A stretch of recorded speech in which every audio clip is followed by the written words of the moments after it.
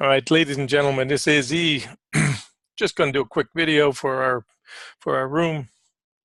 And a reminder, on my website, I talk about the disclosures and make sure you have trading capital you can afford to lose if you are actually trading. And this is an educational room trying to help traders obviously improve what they're doing. Now, we just talked about this possibility here that you don't want to get trapped on a lunch low thinking too much in this direction. So here's our angels and demons, and we're pushing back up. And anybody that's in this, we had said, if you are short, paid for sure by this 98 to 97, that this would be our next logical support zone. So this is a profit-taking swing right now. We know that the trend has been down all day. We're on a Monday.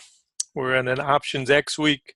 And the thought process here was that if we were lucky enough today to get under this 02, then to think about this 98 as our next significant target.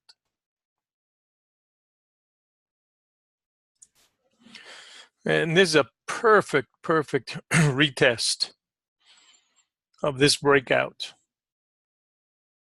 So this was last week's breakout.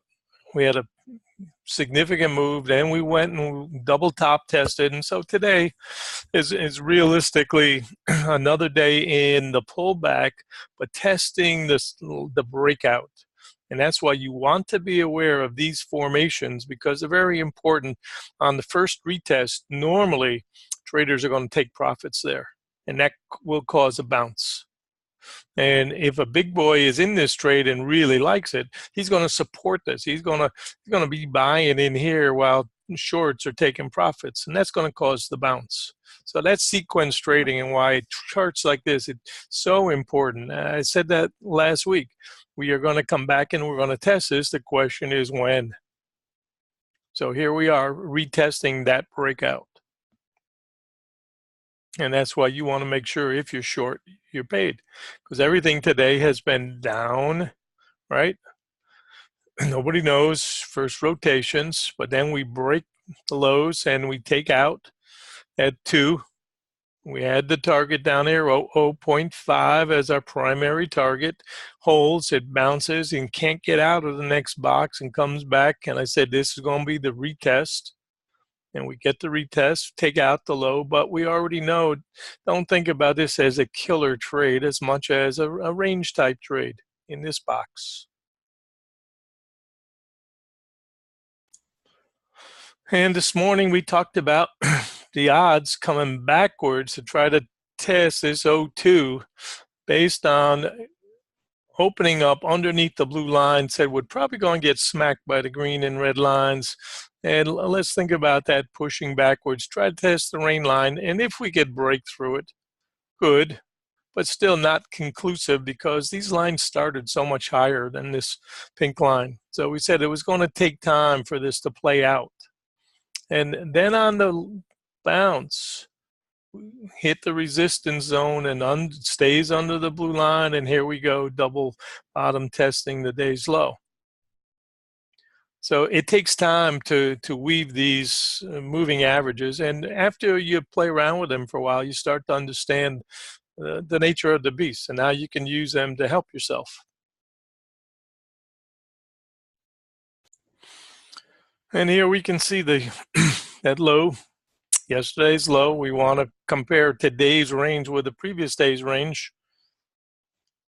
And we want to make sure that once we get our rotations, we give the market some room to breathe. And then if you want a continuation trade of the range that's already being established, and you'll hit a lower bounce and you'll try to keep an eye on where you think resistance is. And we'd said at the time, let's use this 08 area as resistance. And so far that's been playing out. I would not think about this as a killer day. I'd said that earlier. I don't think we'll get a huge range today, but we should weave our way backward a little bit if the charts keep trending the way they have been, which is come back and test some support. So already we've got the primary targets achieved that we'd want to do today to get back and retest this 98, maybe 97 to 96.75. So about a point away from what we thought would be our support for now. And we've already identified lower support targets if that does not hold. But having had a one directional day basically since we've started, I think we need to neutralize our thoughts and start to think a little bit better balance that maybe we'll get some, because we did not get a contra of substance during lunch, got a new low, that maybe the contra will come more, a little bit later today and start to poke back up a little bit higher. So by the end of lunch, which is now, I'd suggest all shorts. Anything we get in a lower low is good fortune. And we're going to think for now that time and price are going to suggest a lot more neutral or biased to the long side than just, short all day. And this is still part of rollover, in my opinion. If we take this out, we already know the targets we've discussed.